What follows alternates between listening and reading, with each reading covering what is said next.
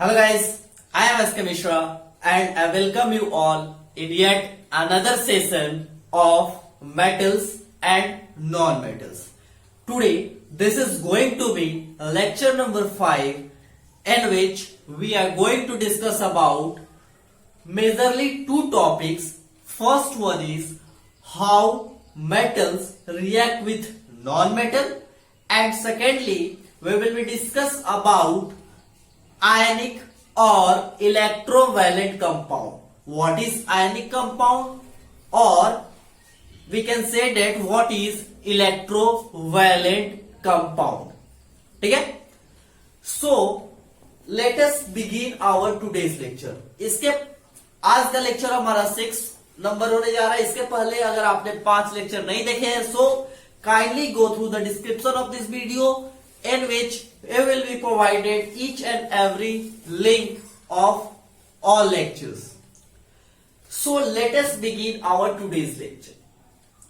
हम बात करें कि मेटल नॉन मेटल से कैसे रिएक्शन करता है, उसके पहले एक छोटा सा टॉपिक जो कि हमारा चल रहा था केमिकल प्रॉपर्टीज ऑफ मेटल में, उसका लास्ट 4th केमिकल प्रॉपर्टीज हम लोग डिस्कस करें, जो कि क्या है कि reaction of metal with salt solution of other metal.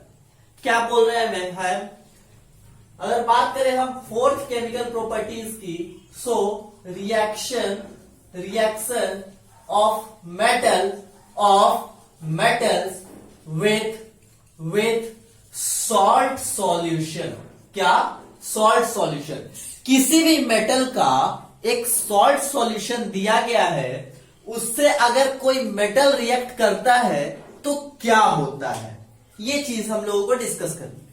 ठीक है?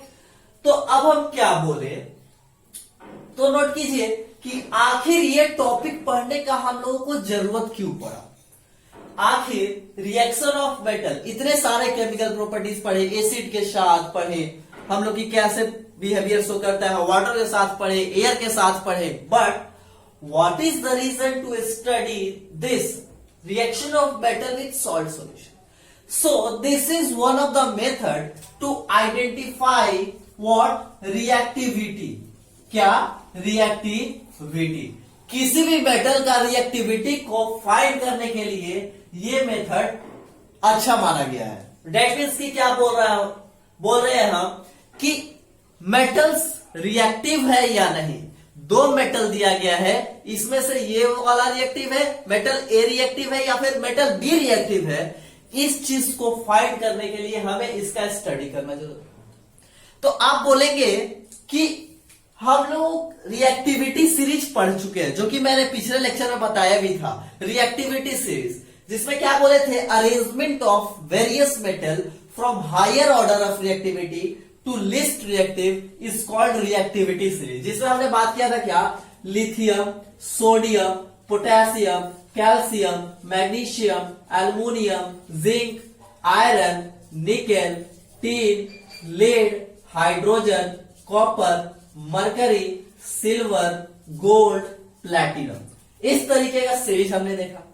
तो हम बोल सकते हैं कि हमें तो पता है कि जो ऊपर में है दैट इज हायर रिएक्टिव, और जो इस तरीके से नीचे जा रहा है वो लिस्ट रिएक्टिव. अगर कोई पूछा लिथियम और सोडियम में कौन ज्यादा रिएक्टिव है, तो बोल देंगे लिथियम, क्योंकि लिथियम ऊपर है. तो इसका जरूरत क्यों पड़ा?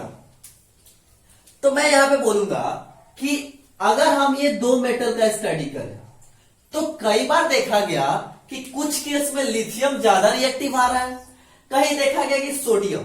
मतलब कि लिथियम और सोडियम दोनों का रिएक्टिविटी जो है वो सिमिलर होता है. अगर हम लोग बात करें लिथियम और इसका निकेल का, तो यहां पर बहुत ज्यादा फर्क दिखाई देगा, क्योंकि हम बहुत ज्यादा रेंज में पहुंच चुके हैं. लेकिन इसके बगल वाला, जस्ट इसके नीचे वाला का बात करें या फिर इसके जस्ट ऊपर वाला का बात करें, तो क्या होता है कि हम आइडेंटिफाई नहीं कर पाते कि कौन सा मेटल ज्यादा रिएक्टिव है. समझ रहे हैं? तो इसके लिए एक अच्छा सा मेथड देखा गया, जो कि हम चैप्टर 1 में पढ़ चुके हैं, डिस्प्लेसमेंट रिएक्शन. क्या बोला? डिस्प्लेसमेंट करवा के देख लो. क्या करवाओ? डिस्प्लेसमेंट. अब हम क्या करते हैं, कोई एक मेटल ले लेते हैं. लेट्स से कोई एक हमने लिया मेटल ए, इसको क्या करते हैं, salt solution of metal B. Metal B के सॉल्ट सॉल्यूशन में जब हम इसको डालते हैं तो देखते हैं कि ये क्या करता है, दोनों रिएक्शन करता है और रिएक्शन करके बनाता है metal B plus salt solution of metal A. क्या बोला मैंने कि एक प्योर मेटल ए लिए और दूसरा सॉल्ट सॉल्यूशन लिए, मेटल बी का कुछ सॉल्ट बना हुआ लिए, दोनों को रिएक्शन करवाए तो देखते हैं कि मेटल बी अलग हो जा रहा है और ये सॉल्ट सॉल्यूशन ए के साथ आ गया। फॉर एग्जांपल Zn एक मेटल है, इसको CuSO4 के साथ जब रिएक्शन करवाते हैं, कॉपर सल्फेट एक मेटल का सॉल्ट है और एक प्योर मेटल जिंक लिए, दोनों का जब रिएक्शन करवा के देखे तो क्या देखते हैं कि ये इस कॉपर को यहां से डिस्प्लेस कर देता है और बनाता है ZnSO4 और Cu को अलग कर दिया। इसमें भी देखते हैं कि Zn यहां पर है और Cu यहां पर है, Zn ऊपर है, डेट मींस कि Zn इज मोर रिएक्टिव। तो इस तरीके से देखिए क्या कि ये टेस्ट काफी ज्यादा अच्छा माना गया। क्यों? क्योंकि इसमें कोई एरर का चांस ही नहीं है। कैसे एरर का चांस नहीं है? रिएक्शन करवाओ, जो ज्यादा रिएक्टिव होगा वो डिस्प्लेस करेगा, जो ज्यादा रिएक्टिव होगा वो दूसरे को क्या कर देगा, डिस्प्लेस कर देगा। तो इसमें कोई चांस ही नहीं है एरर होने का कि ये होगा या फिर ये होगा। इसमें तो हम लोग बोल सकते हैं कि कुछ केस में ये और ये, तो एक देखा गया कि बहुत ज्यादा केस जो फॉलो कर रहा है उसको ऊपर रख दिया। बट यहां पे क्या बोल रहे हैं, जो ज्यादा रिएक्टिव होगा वही डिस्प्लेस करेगा, अदरवाइज नहीं करेगा। So we can say that reaction of metal with salt solution is very effective, is one of the most effective way to determine that whether the metal is reactive, higher reactive or less reactive। ठीक है। अच्छा, अब यहां पे हमारे मन में question आता है कि what is the reason, है ना, क्या रीजन है कि हम बोले कि ये रिएक्टिव है इससे, ये रिएक्टिव है इससे, हम कैसे बोल सकते हैं? How we can say कि one of the given metal is higher reactive than other one, कैसे हम बोले? सो नोट कीजिएगा यहां पर कि how a given metal is higher reactive than other. ये हमारे मन में एक बहुत बड़ा क्वेश्चन आया कि कैसे, क्या रीजन है, क्या प्रोसेस फॉलो करना चाहिए ये बताते समय कि ये रिएक्टिव है या फिर ये। एक तो हम रिएक्शन करवा दिए, तो आखिर ये रिएक्टिविटी होता ही क्यों है? ये सारा मेटल एक जैसा रिएक्शन क्यों नहीं करता? सभी तो मेटल ही है, सारे के सारे मेटल है, तो ये किसी के साथ रिएक्शन करे, सबको एक रेट पे करना चाहिए।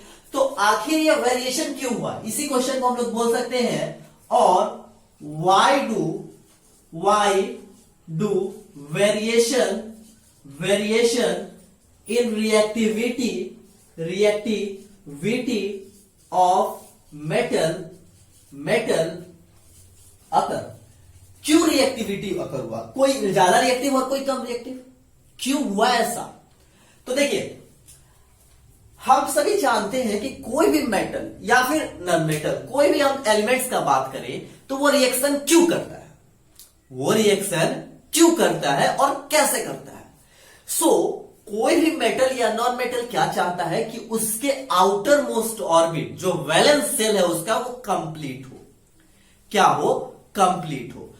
इन order to complete its octet और valence shell, each and every metals and non-metals tends to react with other elements to gain their stability। क्या बोला मैंने? नोबल गैस कॉन्फ़िगरेशन, स्टेबिलिटी पाने के लिए सारे एलिमेंट्स क्या करते हैं? रिएक्शन करते हैं। तो आखिर ये वेरिएशन क्यों हुआ, इसका क्या आंसर है? तो देखिए, हम सभी जानते हैं कि जो मेटल्स होते हैं, जो क्या होते हैं? मेटल्स, इनके जो वैलेंस इलेक्ट्रॉन होते हैं, क्या होते हैं? वैलेंस इलेक्ट्रॉन्स, आउटर मोस्ट में जो इलेक्ट्रॉन्स होते हैं वो होते हैं 1, 2 और 3। जो नॉन मेटल्स होते हैं, इनके जो आउटर मोस्ट में जो इलेक्ट्रॉन्स होते हैं वो कितने होते हैं? 5, 6 और 7 जनरली। तो क्या हम बोल रहे हैं कि वैसा मेटल, ध्यान सुनिएगा, वैसा मेटल जो बहुत fast readily can lose electron to attain noble gas configuration is said to be higher reactive. क्या बोला मैंने? वैसा मेटल जो बहुत ही रेडिली, बहुत fast in outer most electrons को लूज करे to attain noble gas configuration, these metal are said to be higher reactive। Simple सा रीजन है। क्या बोल रहे हैं हम? इसका आंसर में हम लोग क्या बोल सकते हैं कि those metals which can lose electrons readily to attain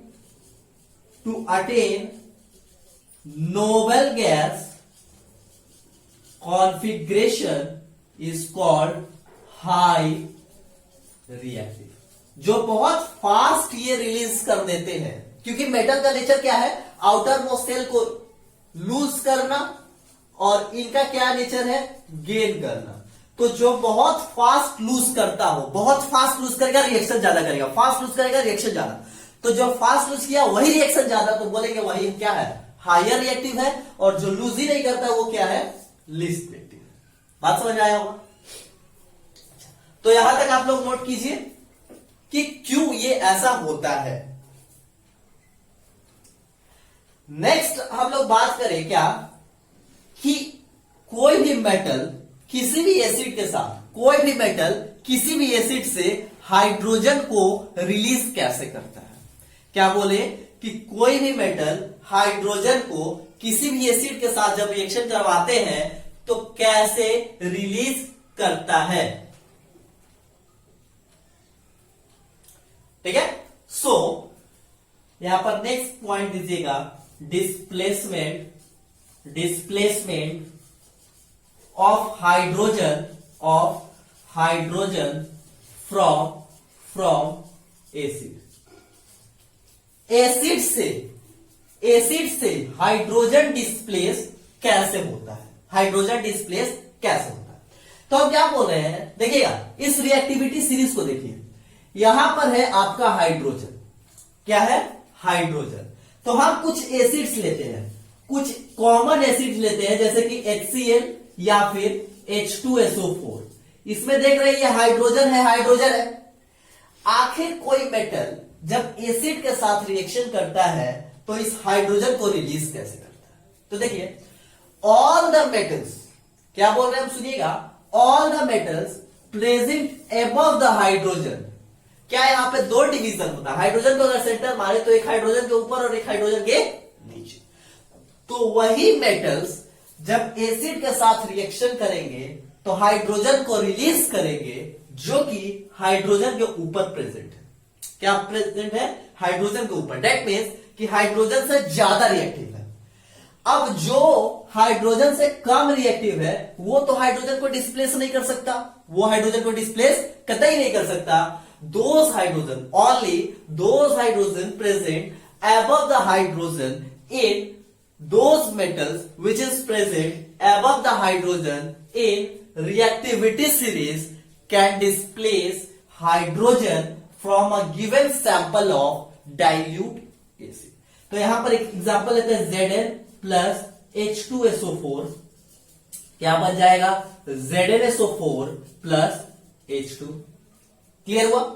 और भी कोई ले सकते हैं, Na प्लस H2SO4 क्या बनाएगा? NiSO4 plus H2। इस तरीके से क्या देखते हैं कि कोई भी मेटल जो कि हाइड्रोजन के ऊपर प्रेजेंट है, ये क्या करता है? एसिड के साथ, ये H2SO4 एसिड है, सल्फ्यूरिक एसिड के साथ रिएक्शन किया, हाइड्रोजन को डिस्प्लेस किया,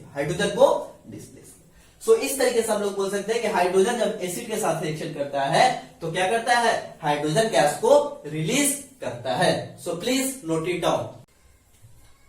now let us discuss about कि how metals react with non metals.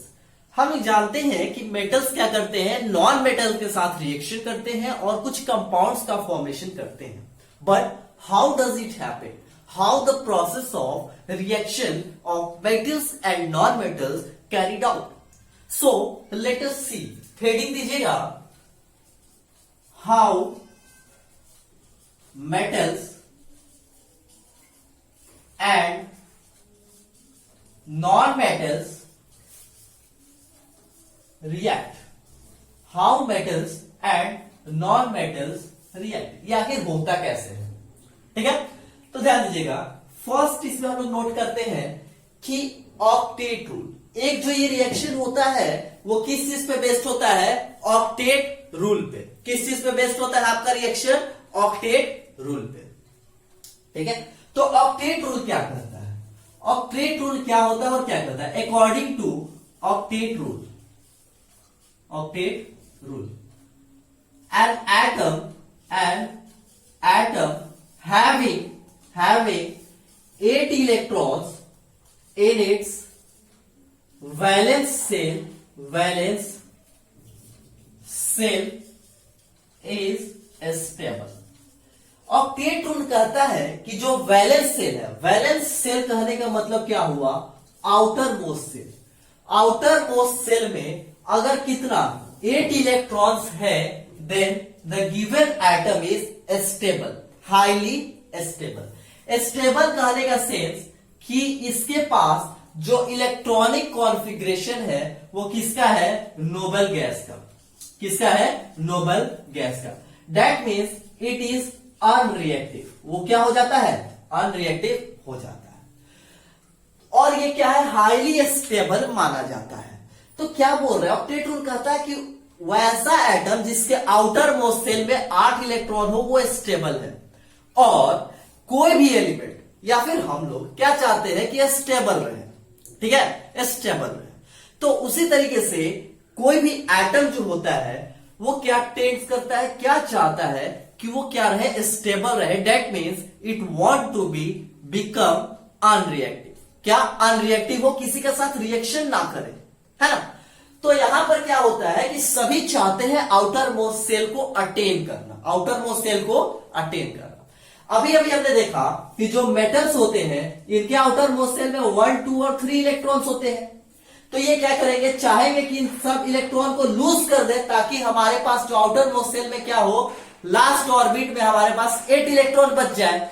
और जो नॉन मेटल होते हैं इनके पास जो 5, 6 और 7 इलेक्ट्रॉन्स होते हैं, ये चाहते हैं कि हम ले 3 ले तो 8 हो जाए, 2 ले तो 8 हो जाए, और 1 ले तो 8 हो जाए। इट मीन्स की क्या? कि मेटल इलेक्ट्रॉन को लूज करता है और नॉन मेटल इलेक्ट्रॉन को गेन करता है।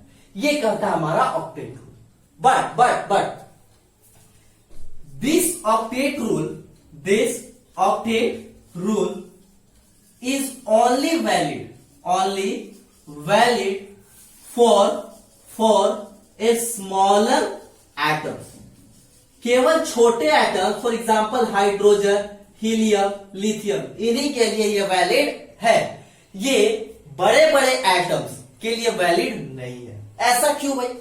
क्योंकि हाइड्रोजन का एटॉमिक नंबर कितना है? 1। दैट मीन्स कि उसके पास एक ही इलेक्ट्रॉन है इनर सेल में और आउटर सेल में। हीलियम का एटॉमिक नंबर 2, दैट मीन्स कि इसके आउटर सेल, इनर सेल, सारे सेल मिलाकर के 2 इलेक्ट्रॉन है। लिथियम के पास 3 इलेक्ट्रॉन है। दैट मीन्स कि ये तो ऑक्टेट पूरा नहीं करते हैं, बट फिर भी हम लोग बोलते हैं कि हीलियम क्या है? नोबल गैस है। दैट मीन्स कि ये इनर्ट है, अनरिएक्टिव है। तो कैसे? हीलियम का तो आउटर मोस्ट और इनर सेल सारे मिलाकर के 2 ही है, तो ये ऑक्टेट 8 इलेक्ट्रॉन को तो रखता ही नहीं है, तब जाकर के ये स्टेबल क्यों है? तो यहां पर आता है कि ये सारे, ये जो छोटे छोटे होते हैं, स्मॉलर एटम्स जो होते हैं, जो भी स्मॉलर एटम्स होते हैं, ये एक रूल को फॉलो करते हैं जिसको बोलते हैं ड्यूप्लेट रूल। ड्यूप्लेट रूल कहता है कि इनके आउटर मोस्ट सेल में कितने इलेक्ट्रॉन होने चाहिए? 2 electron. That means octet rule कहता है कि आउटर मोस्ट सेल में 8 इलेक्ट्रॉन होने चाहिए, और ड्यूप्लेट रूल कहता है कि आउटर मोस्ट सेल में 2 इलेक्ट्रॉन होने चाहिए। This is only valid for a smaller element. ठीक है, octet rule is only valid, sorry is not valid for a smaller. ये बड़े बड़े एटम्स के लिए ऑक्टेट रूल होता है, और स्मॉलर एटम के लिए क्या होता है? ड्यूप्लेट रूल होता है। तो आखिर ऑक्टेट रूल कहता क्या है? ऑक्टेट रूल कहता है कि atoms lose or gains their valence electrons to lose or gain valence electron, or it may share its electrons to attain noble gas configuration. इसी को हम लोग बोलते हैं क्या? Octet rule. अगर आपसे कोई पूछता है कि व्हाट इज ऑक्टेट रूल, तो हम लोग बोलेंगे एटम्स में लूज गेन और share its valence electron to attain a noble gas configuration, that is to fill its outer most shell with 8 electron. This rule is known as octet rule. ठीक है, यहां तक हो गया? यहां तक नोट कीजिए. ठीक है, तो हम क्या बोले कि कोई भी एटम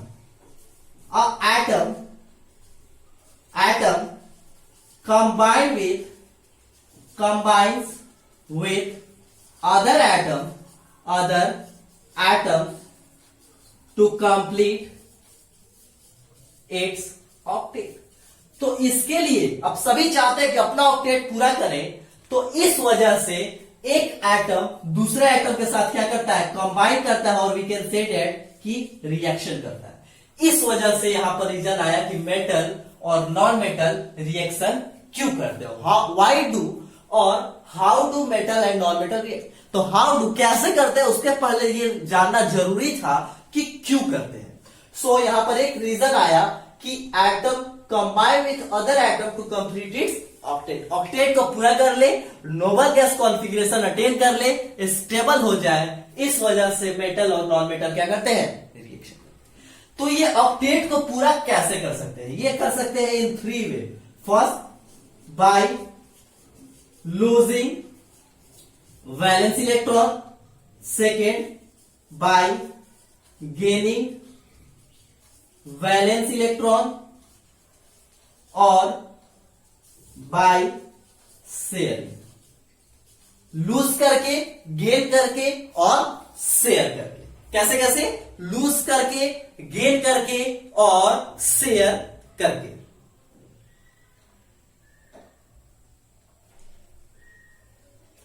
ठीक है, नेक्स्ट बात करते हैं कि एक साइंटिस्ट हुए जिनका नाम था Levi's.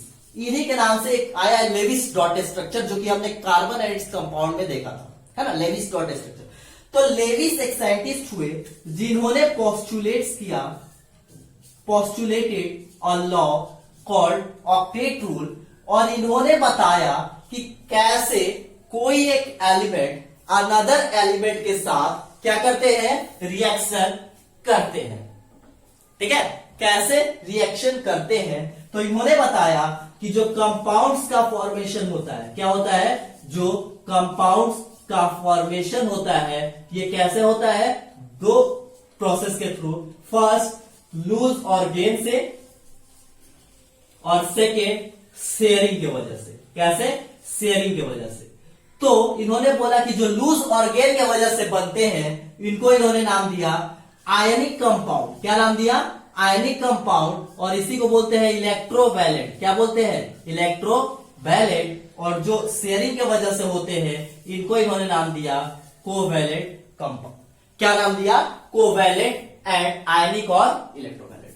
So we can say that Lewis postulated a law in which he had discussed about how compound is formed. So first he had discussed that a compound is formed by lose or gain of electron, and the compound that is formed as a result of lose or gain of electron is called ionic or electrovalent compound, and the compound that is formed due to sharing of electron is known as covalent compound, or the bond is said to be ionic and covalent bond. यहां तक clear हुआ कि क्यों loose और gain करते हैं. तो loose और गेन करते हैं नोबल गैस कॉन्फ़िगरेशन अटेंड करने के लिए. नोबल गैस कॉन्फ़िगरेशन क्यों अटेंड करना चाहते हैं? रिएक्शन के लिए. और रिएक्शन करते हैं तो क्या बनाते हैं? तो आयनिक बनाते हैं या फिर कोवैलेंट कंपाउंड्स बनाते हैं. ठीक है,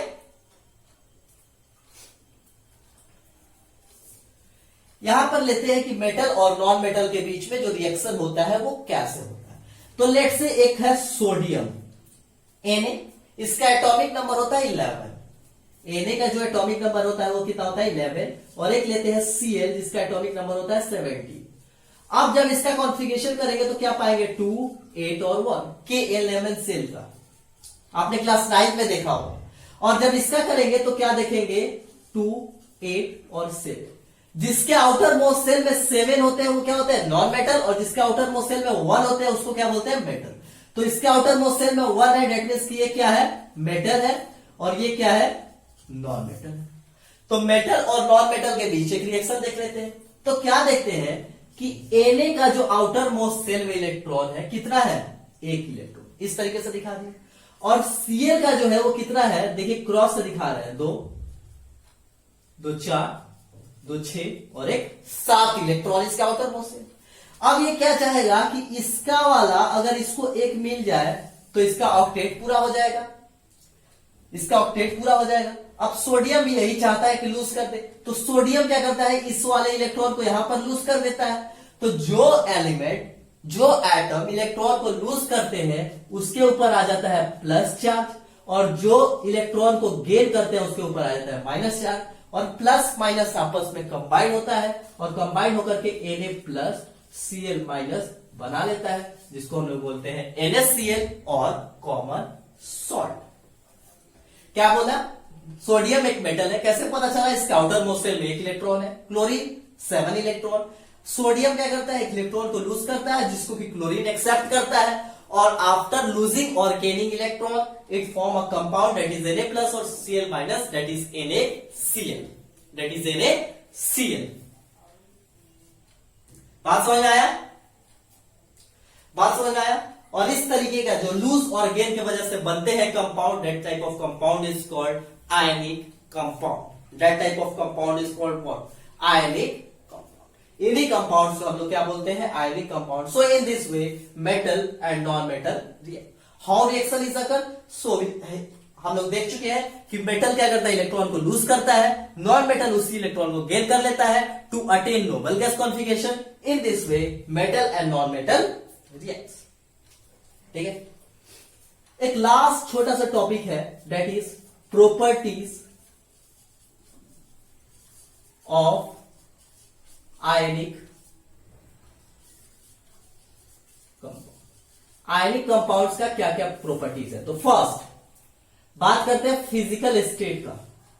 फिजिकल स्टेट तो ये क्या करता है, ये हमेशा सॉलिड में एग्जिस्ट करता है। फिजिकल स्टेट का बात करें तो बोलेंगे क्या कि ionic compounds always exist in solid state in the form of crystal. Crystal के फॉर्म में सॉलिड स्टेट में ये एग्जिस्ट करता है, लिक्विड और गैस में नहीं पाया जाता है। ठीक है, so first property is it's physical state, that is it is solid in nature. Next बात करते हैं इलेक्ट्रिकल कंडक्टिविटी। क्या कंडक्टिविटी, कंडक्टिविटी तो क्या बोलेंगे कि it conducts electricity, it conducts electricity in molten state, in molten phase और aqueous. ये क्या करता है, ये हमेशा इलेक्ट्रिसिटी को कंडक्ट करेगा, सॉलिड फॉर्म में नहीं, जब वो क्या होता है एक्वस फॉर्म में या फिर मोल्टेन। मतलब ये क्या है, एक NaCl पाउडर है जो कॉमन सॉल्ट हम लोग यूज करते हैं, जब उसमें पानी में उसको जब डालेंगे NaCl को ऐसे रख देंगे तो वो इलेक्ट्रिसिटी को कंडक्ट नहीं करेगा, but when it is dissolve in water, that is when it comes in solvent form, in molten form, it conducts electricity. वो पानी लिक्विड के फॉर्म में इलेक्ट्रिसिटी को कंडक्ट करता है, but in the form of solid it doesn't conduct electricity. Next अगर हम लोग बात करें सॉल्युबिलिटी की, नेक्स्ट हम लोग बात करते हैं क्या सॉल्युबिलिटी की। तो ये क्या करता है, इट ओनली डिसॉल्व, इट में only dissolve into polar solvent, polar solvent. Solubility का बात करें तो ionic compound is soluble but it only soluble in polar solvent. Polar कहने का मतलब क्या हुआ? पोलर का मतलब होता है चार्ज, जिसपे प्लस और माइनस चार्ज हो। क्यों ये केवल पोलर में डिसॉल्व करता है? क्योंकि ये जो कंपाउंड है, ये कंपाउंड जब बना तो इसके ऊपर कैसा चार्ज है? Plus minus. और हम लोग एक जानते हैं law, like dissolve like, like dissolve like, like dissolve like. जो चार्ज वाले आयंस है, जो चार्ज पार्टिकल्स है, उनको डिसॉल्व करने के लिए चार्ज पार्टिकल वाले सॉल्वेंट्स चाहिए। इस वजह से जो पोलर सॉल्यूट, ये सारे आयनिक कंपाउंड्स क्या होते हैं? पोलर सॉल्यूट्स होते हैं। इस वजह से ये लाइक डिसॉल्व लाइक रूल को फॉलो करते हैं, and hence it is only soluble in polar solvent like water. Water जो कि पोलर सॉल्वेंट है, इसमें ही बस ये डिसॉल्व होता है, otherwise it is insoluble in non polar solvent. जैसे कि अल्कोहल हो गया, है ना, तो ये सारी चीजों में, ग्लिसरीन हो गया, इन सारी चीजों में ये नहीं डिसॉल्व करते हैं। ठीक है, so we have discuss about metal and non metals का रिएक्शन। हमने देखा सारे मेटल्स के केमिकल प्रॉपर्टीज को, यहां तक हमने स्टडी किया। ठीक है, in upcoming lectures we will discuss about what are the properties of non-metal, and we'll see what is non-metal, how reaction is occurred, physical and chemical properties of non-metal. So तब तक पढ़ते रहिए। All the very best.